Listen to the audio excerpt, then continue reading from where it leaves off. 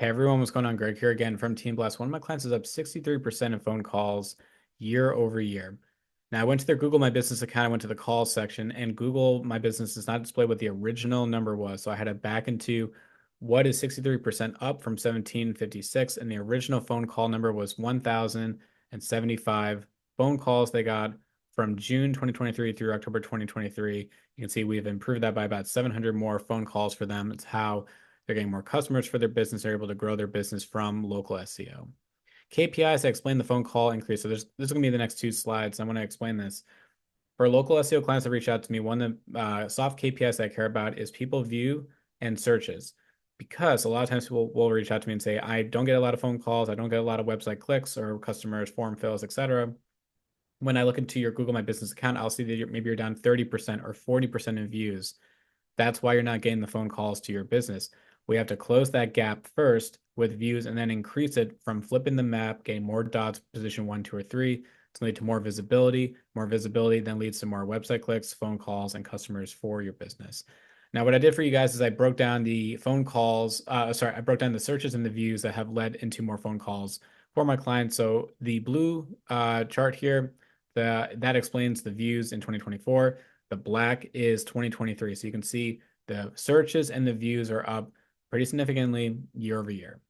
The Google My Business heat map. So basically what I did here is I'm redacting the keyword and I'm redacting a few other metrics as well. But here in the red line, this is my client. So many months ago, back in April, they were in the middle of the pack for one of their primary keywords. And essentially, as the year kept going through, we had a little bit of a dip, but then we had this impressive growth now that took place. We are the red line now. We are the top listing in the New York City area for this primary keyword. I want to show you how the map has changed for them. So back in April, so I'm looking at the left, a lot of red dots, not many dark green dots, which means that even if you Googled the non-brand keyword, you are not finding my client in about a quarter-mile direction, any way outside of their main location. You're not finding them in New York City. Then I did another scan a little bit later on, a few months later, and the map is starting to change for them, which is good. We're getting a little bit more visibility, more phone calls, all that. But then in October 30th, so I'm looking at now the picture on the right. This map in New York City is basically all green. This is a primary keyword that they have. They're getting the most visibility for it, and then they're getting the most phone calls as well.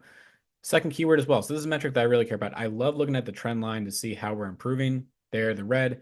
Now at the end, they are the highest rank via share of local voice, which means position 1, 2, or 3, which means a page 1 of Google listing. You can see the map here, it's harder to see this change, but really what I did was I changed the grid size and I've been looking for more areas to kind of flip. So for my local SEO clients, I will look at the map. I'm trying to flip dots to be position 1, 2, or 3, which is the page 1 of Google listing. But then I'm going to look at dots 4, 5, 6, etc., and say, what can I do to flip them to get to at least position 3? Because that's going to be a page 1 of Google listing when someone searches for this non-brand keyword in New York City. Now they're going to find my client. That's going to lead to more website clicks, phone calls, and potentially customers as well. All right, what was done? Let me move my video over a little bit and just break this down in order. I use Local Falcon. It's a third-party tool to run the scans for non-brand keywords to get a baseline metric. Next, then I review the competitor report in Local Falcon. So once you run a report, you can go to the competitor tab. You can see who is ranking at the top for the target keyword. And I'm looking for gaps. Gaps could be things like categories, secondary categories, area code phone numbers, number of reviews, etc. I'm looking to see what others have and what we don't, what we need to have as the same baseline, but then also look for gaps that I can maybe improve with my client so we can outrank them in the results. I made a series of changes to their Google My Business account. Now, the thing about this is that this is an ongoing change. It's never just set it once and forget it. So I'm constantly rewriting the description, services, writing a couple sentences about each service, including different service areas. So I'll look at different pockets. Now, New York City is very densely populated, so this isn't as important. But if you are, let's say, where I am in, let's say in upstate New York, there's different towns that have more of a population than others. So you really want to be specific to the service areas that you provide your service to, try to get the more populated areas, but don't only go after the big metros. Just try because you can only list 20 listings on Google My Business. Try to get the ones that are going to have potentially the most bang for your buck. We did products, we did photos, we did so many other things as well, just constantly adding more and more to the Google My Business account and keeping that active. Next, we embedded the map directly to their website. So I pitched this for all of my local SEO clients, embed the Google My Business map directly into your site. I've actually thought about doing this as well with Bing Maps and Apple Maps too, but for right now, it's just Google Maps, get it on the site, make it easy for users to be able to find it.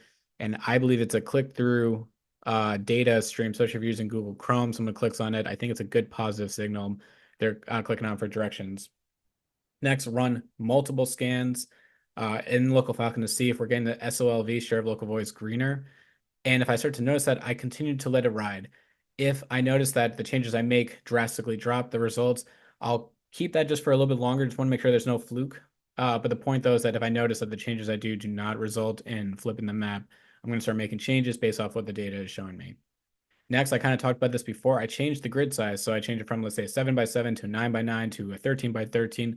I'm looking for more areas in the map that I can flip to get them on position 1, 2, or 3, which is a page 1 of Google listing. That's going to lead to more impressions for my client. And more. So there's so much more that goes involved with simply just the changes that I did. But I want to keep this really high level. I'm constantly reviewing the competitors. I'm running local Falcon scan reports. I'm looking at the website. I'm also then looking for additional directories that we should be listed on. I'm looking at Bing Maps, Apple Maps, any way that I can do to increase the phone calls and form submissions as well for my client.